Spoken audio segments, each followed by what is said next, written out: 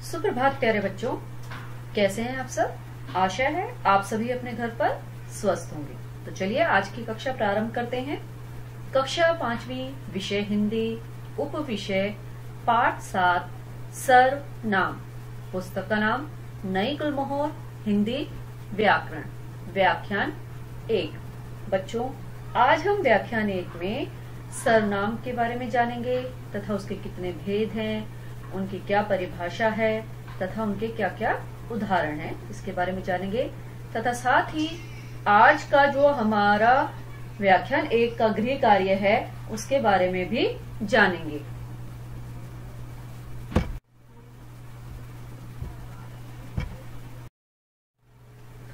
बच्चों, सर्वनाम की परिभाषा को जानने से पहले चलिए इस गद्यांश को एक बार पढ़ते हैं। अंकुर अच्छा लड़का है। अंकुर 5वीं कक्षा में पढ़ता है। अंकुर एक बुद्धिमान बालक है। अंकुर के माता पिता डॉक्टर हैं। अंकुर के माता पिता अंकुर को बहुत प्यार करते हैं। अंकुर प्रतिदिन सैर के लिए जाता है। अंकुर के भाई के साथ विद्यालय जाता है। अब आपने देखा इस गद्यांश में आपने अंकुर शब्द को बार बार पढ़ा है ना। तो इन वाक्यों में जब वो बार बार अंकुर शब्द आ रहा है तो इससे वाक्य में नीरसता आ गई है, एक बोझ सा प्रतीत हो रहा है। यदि हम इन वाक्यों को इस प्रकार लिखें जैसा आप आगे देखेंगे। अंकुर अच्छा लड़का है। वह 5वीं कक्षा में पढ़ता है। वह एक बुद्धिमान बालक है। उसके माता पिता डॉक्टर हैं।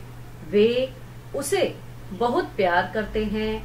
वह प्रतिदिन सैर के लिए जाता है। वह अपने भाई के साथ विद्यालय जाता है। तो आपने देखा ऊपर इन वाक्यों में जो रंगीन शब्द हैं, वह, उसके, वे, वह, तो ये क्या है? ये शब्द संज्ञा के स्थान पर प्रयोग किए गए हैं और बार बार संज्ञा शब्दों को दोहराना न पड़े, बार बार उनको न बोलना पड़े, इसके स्थान पर वह, उसके, वे, उसे, अपने आदि शब्दों का प्रयोग किया जाता है। ये शब्द वाक्य में प्रयुक्त होकर संज्ञा शब्दों का ही कार्य करते हैं। ऐसे शब्दों को हम सर्वनाम कहते हैं। अतः हम कह सकते हैं कि वाक्य में संज्ञा के स्थान पर प्रयोग किए जाने वाले शब्दों को सर्वनाम कहा जाता है। सर्वनाम की परिभाषा है बच्चों, वाक्य में संज्ञा के स्थान पर प्रयोग किए जाने वाले शब्दों को सर्वनाम कहा जाता है। जैसा अभी आपने पीछे ये गद्यांश पढ़ा था जहां अंकुर का बार बार नाम आ रहा था, तो उसकी जगह, अंकुर के नाम की जगह हमने वह, उसका, वे, उसे आदि शब्दों का प्रयोग किया। तो संज्ञा के स्थान पर प्रयोग किए जाने वाले शब्द सर्वनाम कहलाते हैं। अब आते हैं सर्वनाम के भेद। बच्चों, सर्वनाम के 6 भेद होते हैं। सर्वनाम के 6 भेद होते हैं। पहला, पुरुषवाचक सर्वनाम। इस पुरुषवाचक सर्वनाम के भी 3 भेद होते हैं, जिसको अभी आगे विस्तार में पढ़ोगे। दूसरा है निश्चयवाचक सर्वनाम। तीसरा है अनिश्चयवाचक। नंबर 4 संबंधवाचक। नंबर 5 प्रश्नवाचक और नंबर 6 निजवाचक। एक बार पुनः दोहराते हैं। नंबर 1 पुरुषवाचक, नंबर 2 निश्चयवाचक, नंबर 3 अनिश्चय। ये बच्चों अनिश्चय में जो श है, आधा श और च और य है, ये निश्चय लिखा हुआ है, अनिश्चयवाचक। नंबर 4 संबंधवाचक। नंबर 5 प्रश्न, ये प्र, आधा श और न लिखा हुआ है, प्रश्नवाचक। और नंबर 6 होता है निजवाचक। अब हम आगे इन्हें विस्तार से जानेंगे कि इनकी परिभाषा क्या है और इनके उदाहरण क्या हैं। सबसे पहले है बच्चों पुरुषवाचक सर्वनाम। पुरुषवाचक सर्वनाम की परिभाषा क्या है? जिन शब्दों का प्रयोग बोलने वाला अपने लिए सुनने वाले के लिए या किसी अन्य अनुपस्थित व्यक्ति के लिए करता है वे पुरुषवाचक सर्वनाम कहलाते हैं। यानी कि बोलने वाला अपने लिए प्रयोग करेगा उन शब्दों का, सुनने वाले के लिए जो सामने सुन रहा है उसको, या किसी अन्य अनुपस्थित व्यक्ति जो वहां मौजूद नहीं है उसके लिए करता है, वे पुरुषवाचक सर्वनाम कहलाते हैं। जैसे मैं, तुम, वह आदि। पुरुषवाचक सर्वनाम 3 प्रकार के होते हैं, मध्यम पुरुष, उत्तम पुरुष और अन्य पुरुष। तो सबसे पहले आता है उत्तम पुरुष यानी कि फर्स्ट पर्सन। मैं खेलने जा रहा हूं, तो मैं अपने लिए प्रयोग किया वक्ता ने, बोलने वाले ने। तुम क्या कर रहे हो, ये मध्यम पुरुष है जिसका प्रयोग हम सामने वाले के लिए करते हैं, सुनने वाले के लिए करते हैं। और यह है अन्य पुरुष जो वहां अनुपस्थित है, वहां मौजूद नहीं है, वह पढ़ रहा है, वो हमसे दूर है, तो उसके बारे में हम बता रहे हैं कि वह पढ़ रहा है। ठीक है, तो इस तरह पुरुषवाचक सर्वनाम के 3 हैं भेद, उत्तम पुरुष, मध्यम पुरुष और अन्य पुरुष। सबसे पहले है उत्तम पुरुष। उत्तम पुरुष की क्या परिभाषा है? मैं, हम तथा इन दोनों के सभी रूप।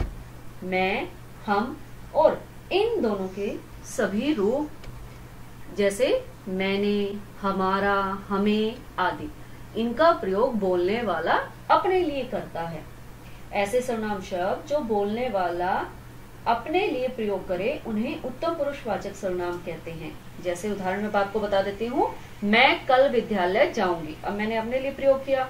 हम पार्क साथ चलते हैं, तो ये भी क्या है, हम का ही एक रूप है।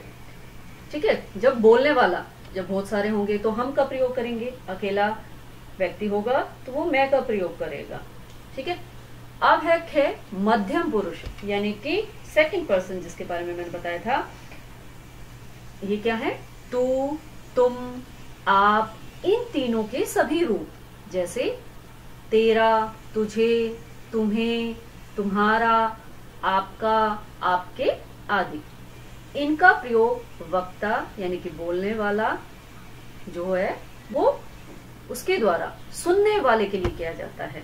इनका प्रयोग बोलने वाले के द्वारा सुनने वाले के लिए प्रयोग किया जाता है। जैसे तुम्हारा दोस्त कौन है, तुमने रामायण पढ़ी है, आप बहुत समझदार हैं, तू जल्दी तैयार हो जा। तो ये जो वक्ता है उसके द्वारा प्रयोग किए गए हैं, किसके लिए, सुनने वाले के लिए प्रयोग किए गए हैं। अब आता है अन्य पुरुषवाचक यानी कि थर्ड पर्सन। वह, वे तथा इन दोनों के सभी रूप, जैसे उसका, उसे, उनका, उन्हें आदि। इनका प्रयोग वक्ता यानी कि बोलने वाले द्वारा अन्य सभी अनुपस्थित व्यक्तियों के लिए किया जाता है। इसका प्रयोग वक्ता द्वारा सभी अनुपस्थित जो वहां पर मौजूद नहीं हैं उनके लिए किया जाता है। जैसे उसने मुझे कल बुलाया था, यानी कि वो वहां पर मौजूद नहीं है लेकिन उसके बारे में बात की जा रही है। वह कंप्यूटर पर खेलता रहता है, यानी कि वो भी वहां पर मौजूद नहीं है लेकिन उसके बारे में भी बात की जा रही है। उसे खाना दो, उन्होंने क्रिकेट मैच जीत लिया। तो ये सारे सर्वनामों का प्रयोग वक्ता द्वारा किसी अन्य अनुपस्थित व्यक्ति के लिए किए गए हैं। अब आता है नंबर 2, निश्चयवाचक सर्वनाम। निश्चय, जहां निश्चित हो। इसकी परिभाषा है, जो सर्वनाम शब्द किसी निश्चित व्यक्ति या वस्तु की ओर संकेत करते हैं वे निश्चयवाचक या संकेतवाचक सर्वनाम कहलाते हैं। जैसे यह, ये, वह, वे आदि। अब इसके उदाहरण देखते हैं। यह किसकी है, अब पुस्तक की ओर इशारा किया है अध्यापक ने और वो छात्रों से पूछ रहे हैं कि यह जो ये लाल रंग से लिखा हुआ है पुस्तक की ओर इशारा करके किसकी है, तो यानी कि ये निश्चित है, यह पुस्तक किसकी है। अगला है, यह गेंद की ओर इशारा करते हुए मेरी है, यह गेंद मेरी है, तो यह भी निश्चित है। वे कॉपियां यानी कि कॉपियों की ओर इशारा करते हुए मेरी हैं, वे कॉपियां मेरी हैं। ठीक है, तो यहाँ पर निश्चित होना पाया गया है किसी व्यक्ति या वस्तु का, जिसके लिए हम यह, ये, वह, वे आदि सर्वनाम शब्दों का प्रयोग करते हैं। अब आता है अनिश्चय, जहां पर किसी व्यक्ति का या वस्तु का निश्चित होना न पाया जाए। इसकी परिभाषा है, जो सर्वनाम शब्द किसी निश्चित व्यक्ति या वस्तु का बोध नहीं कराते वे अनिश्चयवाचक सर्वनाम कहलाते हैं। जैसे कोई, अब कोई हम किसके लिए प्रयोग करते हैं? व्यक्ति के लिए करते हैं।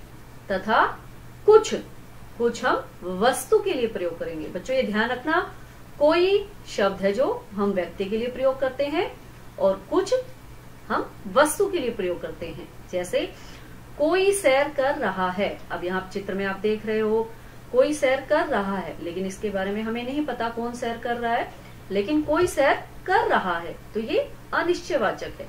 इसी तरह दूध में कुछ गिर गया है, अब यहाँ पर वस्तु के लिए प्रयोग किया गया है कुछ। अब दूध में क्या गिरा है, मक्खी है, मच्छर है, ये नहीं पता, लेकिन दूध में कुछ गिर गया है, तो ये भी अनिश्चित है। इसी तरह किसी ने धक्का दिया, अब इस बच्चे को किसी ने धक्का दिया है, तो किसने दिया है यहाँ ये भी नहीं मालूम है, तो किसी ने धक्का दिया है, तो यहाँ पर ये जो किसी शब्द है वो अनिश्चयवाचक सर्वनाम है। तो कोई, कुछ, किसी, ये अनिश्चयवाचक सर्वनाम है। अगला आता है संबंधवाचक सर्वनाम। क्या है? नंबर 4, संबंधवाचक सर्वनाम। इसकी परिभाषा है, जो सर्वनाम शब्द वाक्य में प्रयुक्त दूसरे संज्ञा या सर्वनाम शब्दों से संबंध बताने के लिए प्रयोग किए जाते हैं वे संबंधवाचक सर्वनाम कहलाते हैं। जो सर्वनाम शब्द वाक्य में प्रयुक्त दूसरे संज्ञा सर्वनाम शब्दों से संबंध बताने के लिए प्रयोग किए जाते हैं वे सर्वनाम शब्द कहलाते हैं। जैसे जो, सो, जैसा, वैसा, उसका, जिसका आदि। अब इसके उदाहरण देखते हैं। जिसने बोया उसने काटा, अब बोया और काटा का संबंध आपस में इन दो शब्दों ने बताया, जिसने और उसने। तो ये ध्यान रखना बच्चों, संबंध बताता है आपस में। तो यहाँ पर दो सर्वनाम शब्द आते हैं, जिसने, जो, सो, जैसा, वैसा, उसका, जिसका। तो जिसने बोया उसने काटा, जिसने बोया था फसल को उसी ने काटा। जितना पचा सको उतना खाओ, यानी कि जितना आप खाना पचा सकते हो उतना ही खाना चाहिए, तो जितना और उतना। जो पढ़ेगा सो फल पाएगा, जो मेहनत करेगा उसी को फल मिलेगा, जो मेहनत ही नहीं करेगा तो उसे कहाँ से फल मिल जाएगा। तो जो और सो, तो यहाँ पर ये जो और सो शब्द हैं, जिसने और उसने, जितना और उतना, ये क्या है? हमारे संबंधवाचक सर्वनाम शब्द हैं। अगला है नंबर 5, प्रश्नवाचक। प्रश्न, ये तो आप सभी जानते हैं, प्रश्न पूछने के लिए।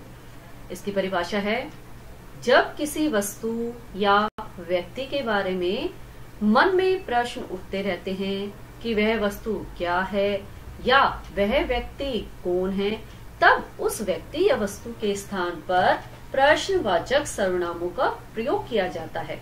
जैसे हिंदी में कौन जो शब्द है वो व्यक्ति के लिए प्रयोग किया जाता है, तथा क्या, कौन सा, कौन सी वस्तु के लिए प्रयोग किया जाता है। देखो एक विशेष बात बताई गई बच्चों यहाँ पर कि कौन से शब्द हम व्यक्ति के लिए प्रयोग करते हैं और कौन से शब्द हम वस्तुओं के लिए प्रयोग करते हैं।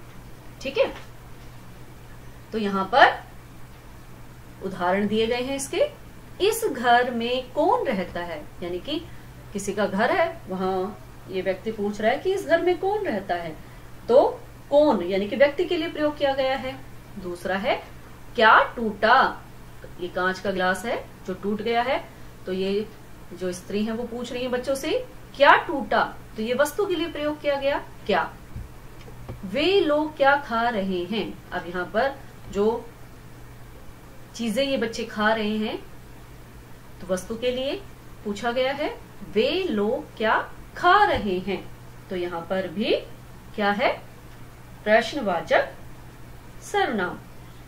ठीक है, ऐसे ही और अन्य उदाहरण, बाजार से सामान कौन लाएगा, इनाम किसे मिला, गंदगी किसने फैलाई, आज माँ ने क्या बनाया।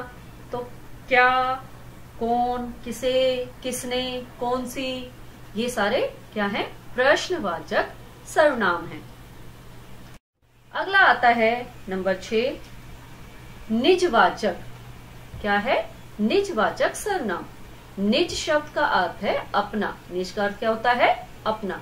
जो सर्वनाम शब्द वक्ता द्वारा वाक्य के कर्ता के लिए, यानी कि वाक्य में जो करने वाला है उसके लिए प्रयोग किए जाते हैं, वे निजवाचक सर्वनाम कहलाते हैं। जैसे आप ही, अपने आप, स्वयं आदि। ठीक है, अब इसके उदाहरण है, मैं अपना काम खुद कर लूंगा। खुद भी निजवाचक सर्वनाम है बच्चों, ये ध्यान रखना। खुद, स्वयं, अपने आप। ठीक है, ये निजवाचक सर्वनाम शब्द आते हैं। इसकी पहचान यही है कि आप इन शब्दों को यहाँ पर देखोगे, जैसे मैं अपना काम खुद कर लूंगा, यानी कि मैं अपना काम स्वयं कर लूंगा। आप अपने आप आ जाइएगा, तुम स्वयं पाठ याद करो। तो यहाँ पर जो सर्वनाम शब्द हैं वो कर्ता के द्वारा स्वयं किए जाने का काम बोध कराते हैं। तो बच्चों, अब आपको सर्वनाम की परिभाषा भी पता चल गई होगी और इसके क्या क्या उदाहरण हैं इसके बारे में भी आप जान गए होंगे, है ना। और कुछ ऐसी चीजें हैं जो आप ध्यान रखोगे कि जिन व्यक्तियों और वस्तुओं की ओर संकेत किया जाता है वे बोलने वाले वक्ता के सामने उपस्थित रहती हैं।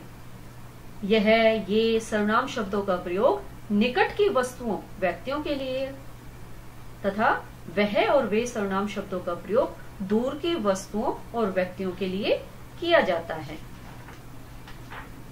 ठीक है, अब आपको दोबारा से सारे सर्वनाम शब्द पढ़ने हैं, उनकी परिभाषाएं पढ़नी है और उनके उदाहरण भी पढ़ने हैं। इस तरह वो आपको याद हो जाएंगे। बच्चों, आज हमने कक्षा में जो पढ़ा उसी के आधार पर आज का हमारा गृह कार्य है, निम्नलिखित प्रश्नों के उत्तर दीजिए। ये 3 प्रश्न दिए गए हैं। इन तीनों प्रश्नों के उत्तर आपको अपनी हिंदी की नोटबुक में लिखने हैं। प्रश्न क, सर्वनाम की परिभाषा दीजिए तथा इसके भेदों के नाम भी बताइए। आपने सर्वनाम की परिभाषा बतानी है, किसे कहते हैं वो लिखना है तथा उसके भेदों के नाम भी लिखने हैं।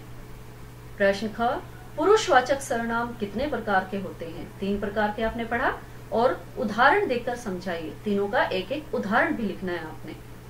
प्रश्न ग, संबंधवाचक सर्वनाम के क्या कार्य हैं?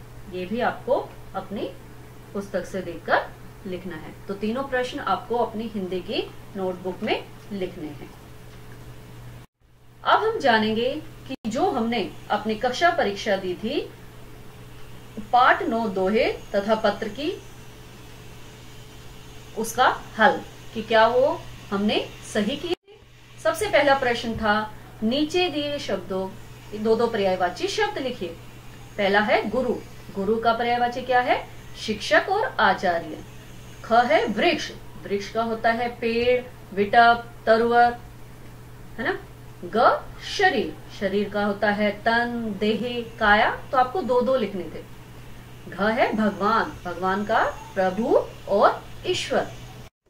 प्रश्न 2, नीचे दिए गए शब्दों के अर्थ लिखिए।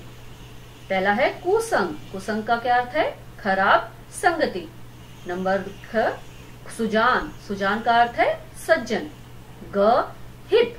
हित का अर्थ होता है के लिए। घ काज। काज का अर्थ है। प्रश्न 3, दिए गए शब्दों का हिंदी मानक रूप लिखिए। हिंदी में उनका क्या अर्थ है? क परी। परी का अर्थ है पड़ी। ख पाए। पाए का अर्थ है पैर। ग काहे। काहे का अर्थ है किस लिए। प्रश्न 4, सही उत्तर के सामने सही का निशान लगाइए। प्रश्न क, गोविंद से कवि का क्या तात्पर्य है? गोविंद शब्द का प्रयोग किसके लिए किया गया है? बड़ा गोविंद, शिक्षक पुत्र या शिक्षक ईश्वर? तो किसके लिए किया गया है? शिक्षक ईश्वर। ख, इनमें से कौन सा शब्द भाववाचक संज्ञा है? गुरु, गोविंद या दुख? तो यहाँ पर कौन सा सही है? दुख भाववाचक संज्ञा शब्द है, तो इसके सामने हमने सही का निशान लगाया। अगला है, हम प्राय कब ईश्वर का स्मरण करते हैं? सुख में, दुख में या संपन्नता में? हम कब करते हैं भगवान को याद? दुख में, तो हमने दुख के सामने सही का निशान लगाया। घ, इनमें से कौन सा सर्वनाम शब्द है? भुजंग, प्रेम, आप? अभी आपने देखा, हमने किसमें पढ़ा था आप शब्द? निजवाचक सर्वनाम में। तो जो आप है वो निजवाचक सर्वनाम है, तो इसके सामने हमने सही का निशान लगाया। अब आया है आपका 5वां प्रश्न, जो प्रश्न था,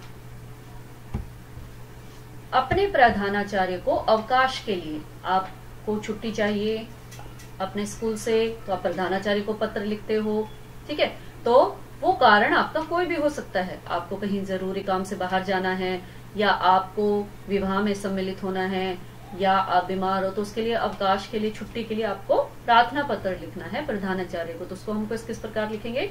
प्रधानाचार्य जी, वेस्ट एकेडमी वरिष्ठ माध्यमिक विद्यालय पटौदी, गुरुग्राम।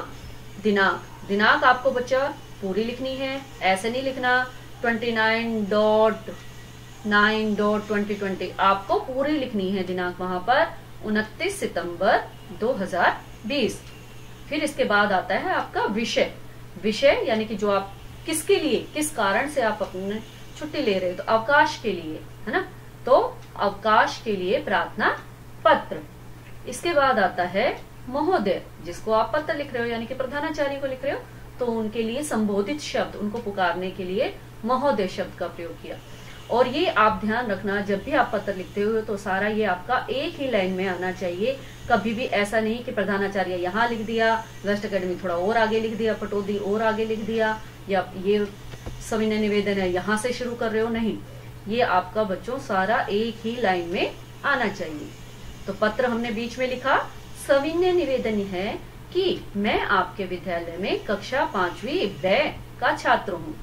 अगले सप्ताह मेरे चाचा जी का विवाह होना निश्चित हुआ है। निश्चित यानी कि तय हुआ है।